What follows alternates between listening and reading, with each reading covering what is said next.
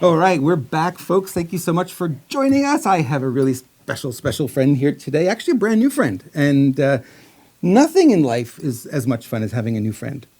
And we met literally, 3 weeks ago?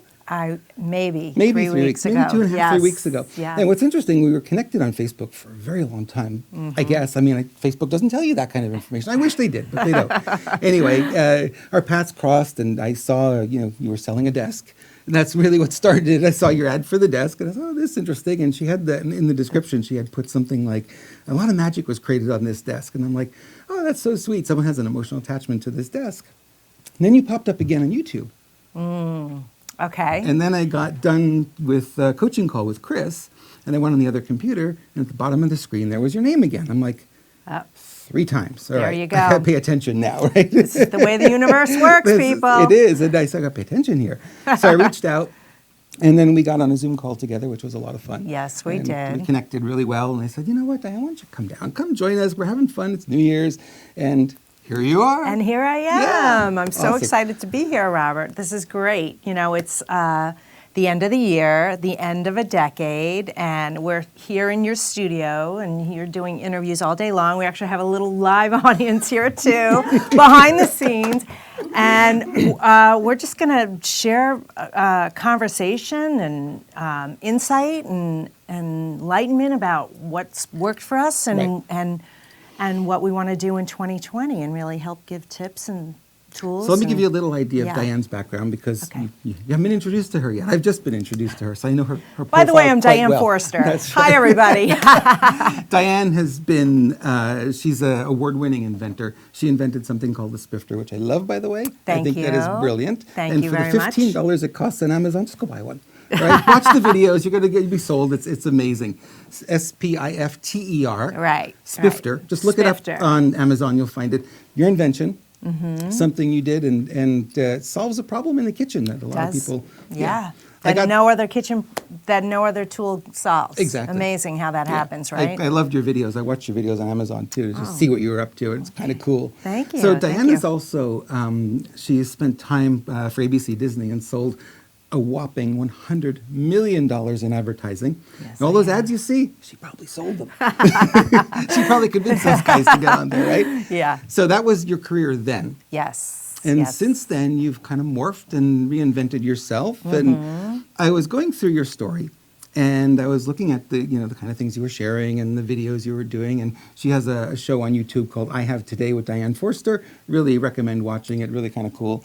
And I was watching the story, and there were some things that you left out of your story, which I thought was kind of interesting. And I said, well, here's this woman. She's got, a lot of stuff going on in her life. She's doing a lot of different things, but there were some glaring omissions. And I said, I'm going to talk to her about this on camera. I'm going to put her on the spot here. Dun, dun, dun. Well, what was missing was there was no finger pointing for the challenges you've experienced in your life. There was no blame. There was no woe is me. There was, I'm taking responsibility. I own this. And in owning it, you have your power back. And this is exactly what you did.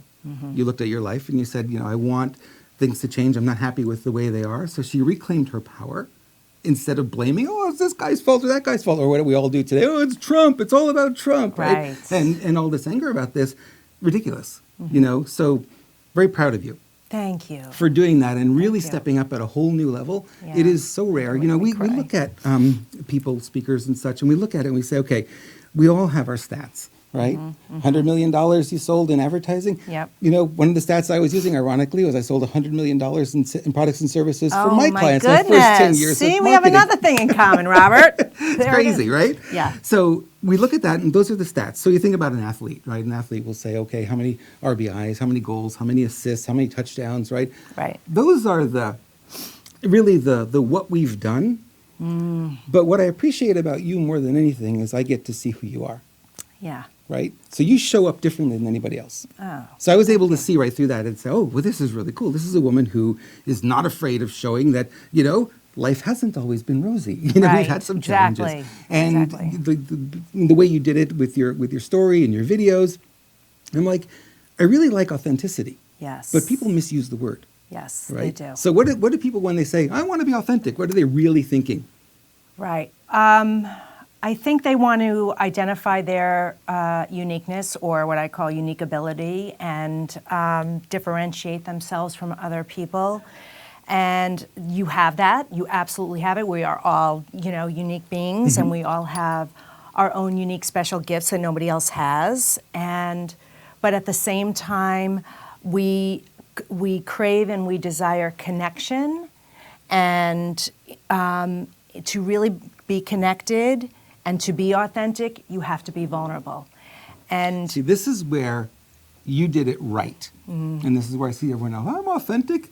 Why? Because you're being, you're not telling a lie. Is that Right. authenticity? I think a lot of people just look at it at that very superficial level. Yes, Right? yes. But you approach this differently, and you said, look, here's my dirty laundry. Right. This is where I was. This is what was going on. Because we all have it. We all have it. We absolutely all have it. You serve as a powerful example, because when people do that, people resonate with that, and they go, you know what? Me too.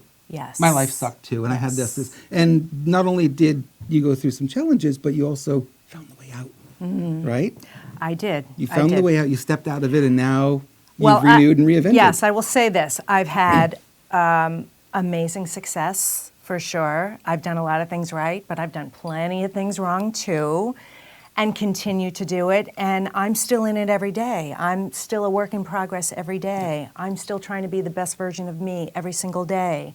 And some days are better than others, and that's okay. And that's really how I want to show up in the world. And I, like you, am a hacker too. And when I went through everything that I went through, which I'm happy to go into as much or as little detail as you want, but No, I love what you do on your show.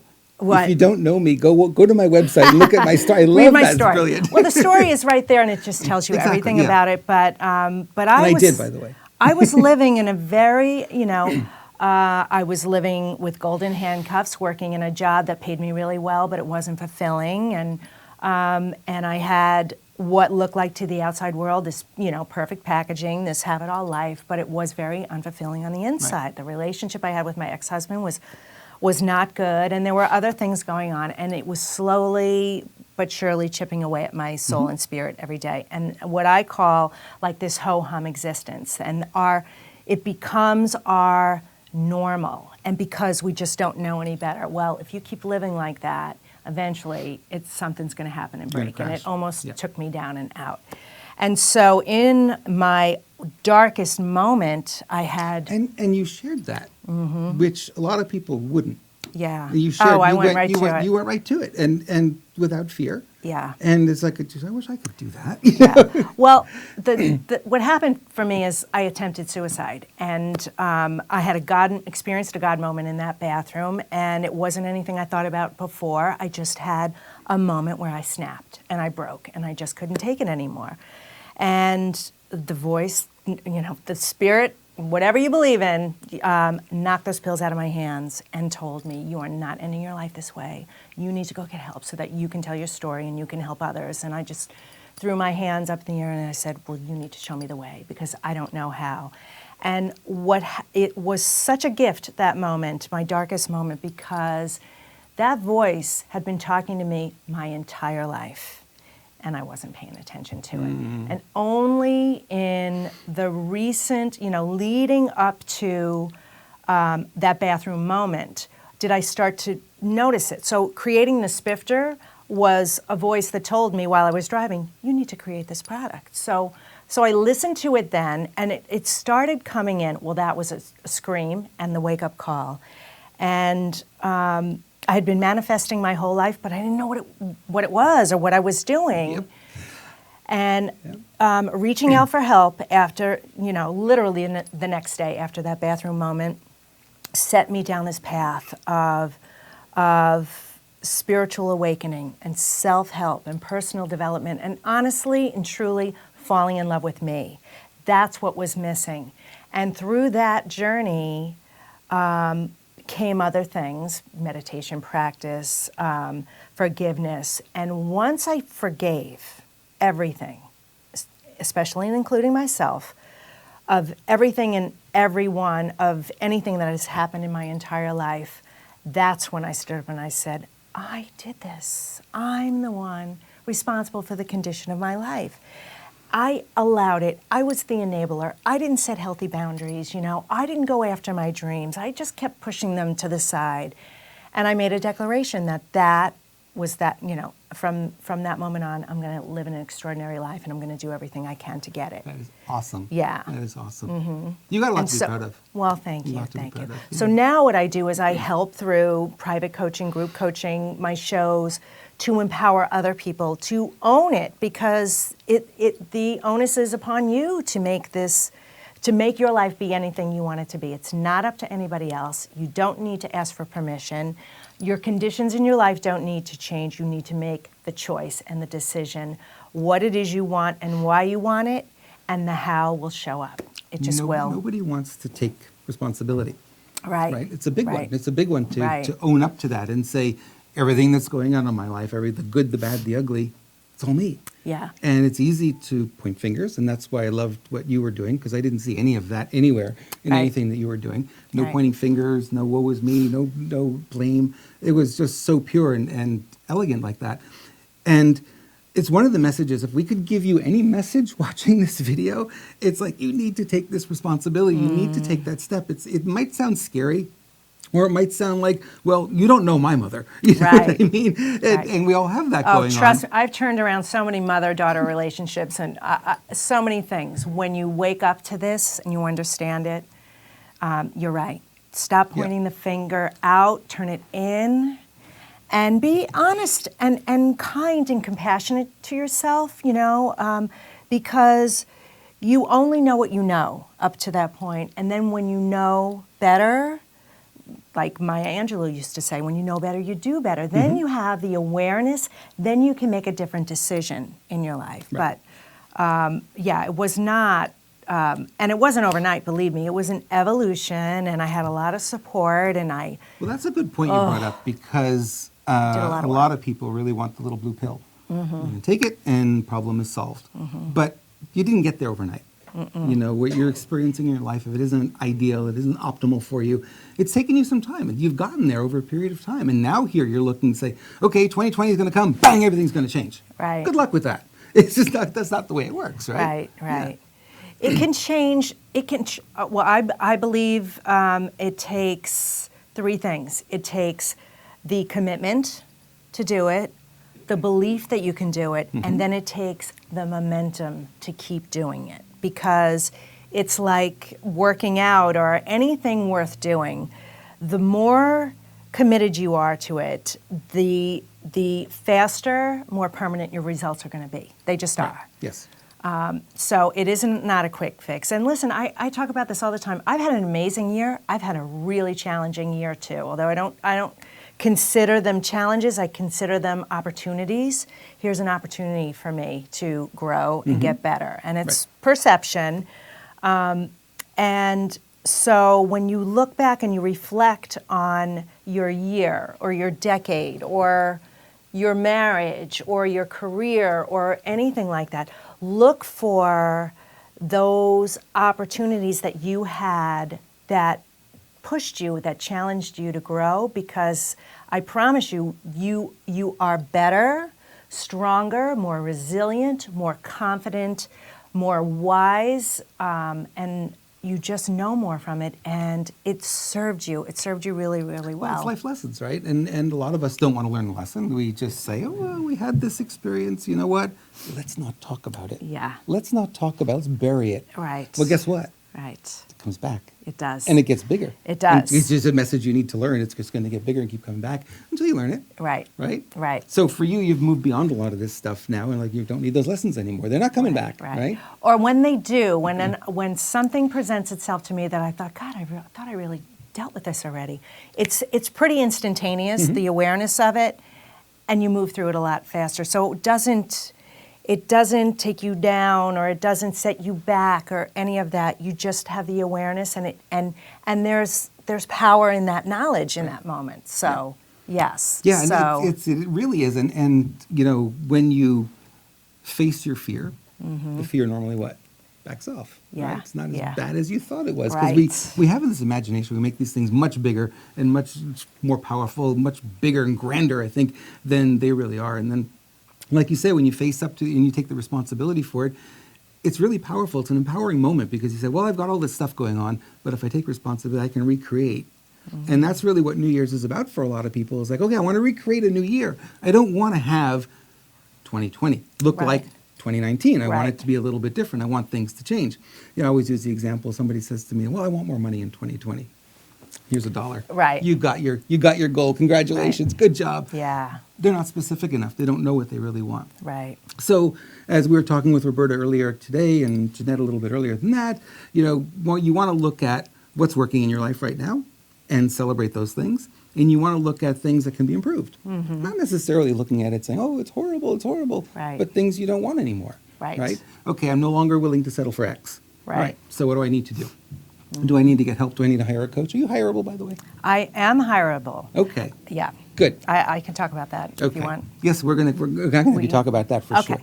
Definitely. So I would suggest to you, and we were talking to Chris earlier about this too, that sometimes the questions are hard. Chris was talking about courage earlier and talking about being able to be a manager who can communicate.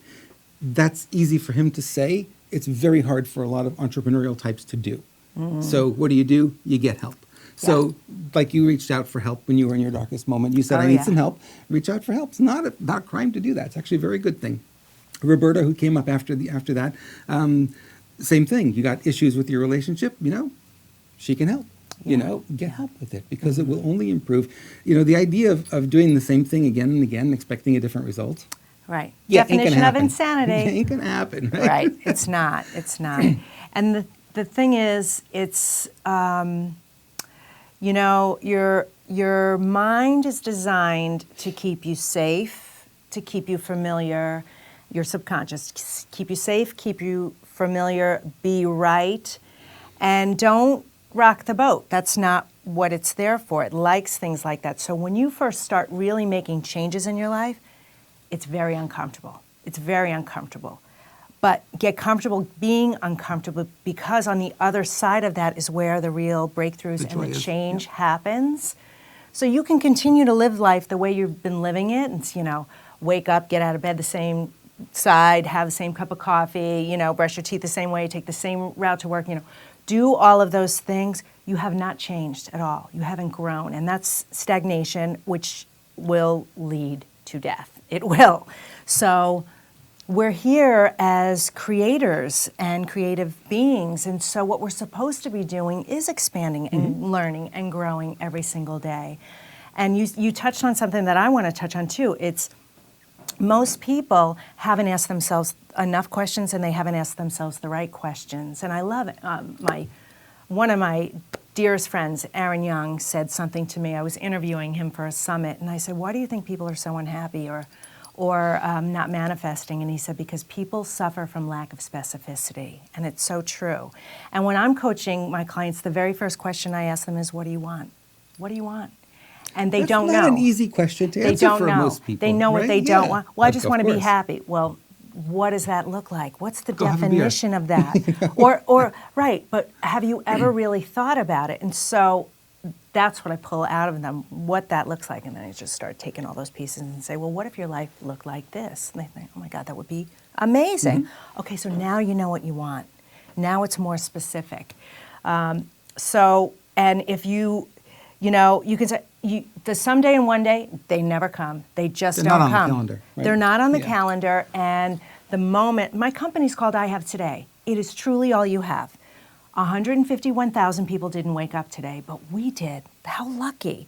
So what if you take a chance on something and you fall down? Then you get back up. That's the evolution of life. That's the way we learn. We learned how to walk that way. We learn how to do everything by falling down and getting back up.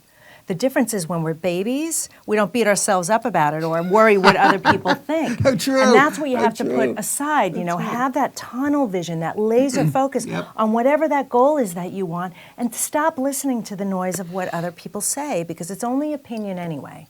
If they haven't done it, they have no right to say anything Well, about it's, it. and it's the thing, if we go out and we try something and we fail, Yes. Right? We're afraid of the judgment. Yeah. So if we try it again, we won't tell anybody. Yeah. Right? We'll go and we'll do Yeah. it in quiet. We'll do it, but we'll beat ourselves up over it. Yeah. Why couldn't you be better? Why do you know? And it's like, and it's that self-talk, that negative self-talk ruins everything for us. Yeah. It really does. I'll be honest, I worked on 2 projects this year. I had 2 major failures this year, but I don't consider them failures. I consider them lessons along the way. Sorry, I got a hair there. And I learned so much from them, and there was so much value in them that the next thing I'm created is amazing because of that experience. So, and you know, I don't know if you know Google Goals. Google's goals. That's a hard thing to say. Google's goals. Google's goals are 50% of their goals have to have a 50% chance of failure.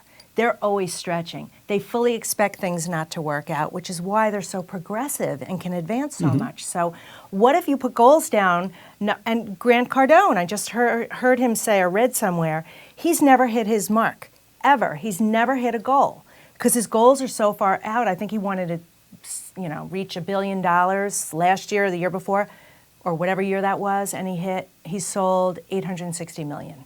Poor guy. Poor guy. But the point even go out is, to dinner you with can't. You can't. You've got to be able to be okay with wherever you go. As long as you're stretching yourself, then you're growing and expanding. And then you look back and reflect, like I've been doing the last couple days, really reflecting on this year and looking at the successes, looking at the things that didn't quite work out, looking where I had the opportunity to learn, grow, and expand, and what I could be doing differently next year so that I continue this hacking trajectory, which is what? It's reinvention. Yeah. In a way. You're reinventing yourself. Yeah. It is. Yeah. So proud of you. Thank you. So Thank you. awesome. I'm so proud of you. Yeah. All right. So we have these people watching us. And I haven't been switching the cameras, by the way, in case you're wondering, because like Diane's really close, you know. Okay. She's not over there anymore. So we have these people watching, and they really want to get a leg up on 2020. So if we're thinking about, you know, like you said, right now is a really good time to do some reflection. Yeah. I haven't had that chance this week because I've been putting this together, but that's normally what this week is about, is like reflecting and looking at what was great, or as Tony Robbins would say, what was great, what could be improved, right? Yes. What can we do better next year? Yes. And so once, you know, New Year's comes and the hangover goes away, and, you know, how do we hit the ground running? What can we give them as a tool to help them? Oh, there's so many things I could say to you right now. Well, I'm all about intentional living, really being intentional with your thoughts, with your words, with your actions, with your decisions. So think about what it is you want to accomplish in this next year.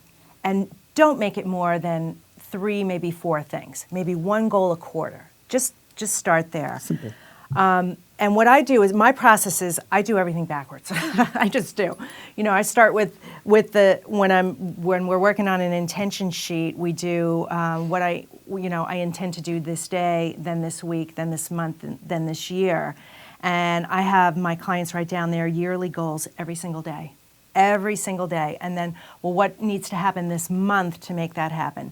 Well, what needs to happen this week to make this happen? Then what do I need to do today? And even though the goals on the bottom don't change a lot, the bottom ones, you know, rarely change, if ever, it keeps everything top of mind, front and center on one piece of paper that you can see every single day. And you start, you're so productive. You just get things done. You look forward to checking things off the list. And then, you know, when you're in that space, and I'm asking myself, well, what actions do I need to take, you know? And I tune in and ask for help too. Like, send me the thoughts, send me the resources.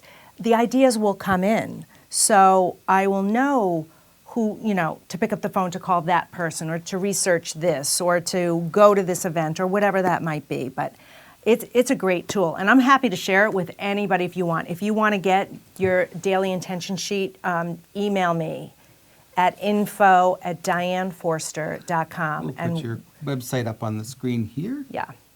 Come on, little computer. Catch up with me. There we go. Yeah. DianeForster.com. Oh, there I am. Okay, so there you are. Yeah, so what you could do is info@DianeForster is on the website, or you can even go to the coaching page and just fill out an application. Just say, you know, I'm interested in your your setting intention form. Or if you want to have a free Or consultation you with me. could say, I was blown away by your presentation on the Hack Your Life 2020 kickoff that I want to work with you. Yeah. That's okay too, right? Yes, that would be great. Hey, I would love to work and transform you into anything you want to be, because I truly believe you're limited by nothing. You can have it all, and it's a lie to think that you have to sacrifice anything for anything else. You just absolutely don't. So, Awesome. yeah. I could go on for hours with you here. Thanks. It's so much Well, fun. this is so fun. Yeah. Thank you for Happy having New me. Year. Thank you. Thank you. Happy New Year. Good to meet you in person, live Thank and in you. person. Thank you. And Thank you. thank Thank you you. guys for watching. Thank you. And remember, So great to be here. DianeForster.com. Yeah, you bet. We're going to keep going.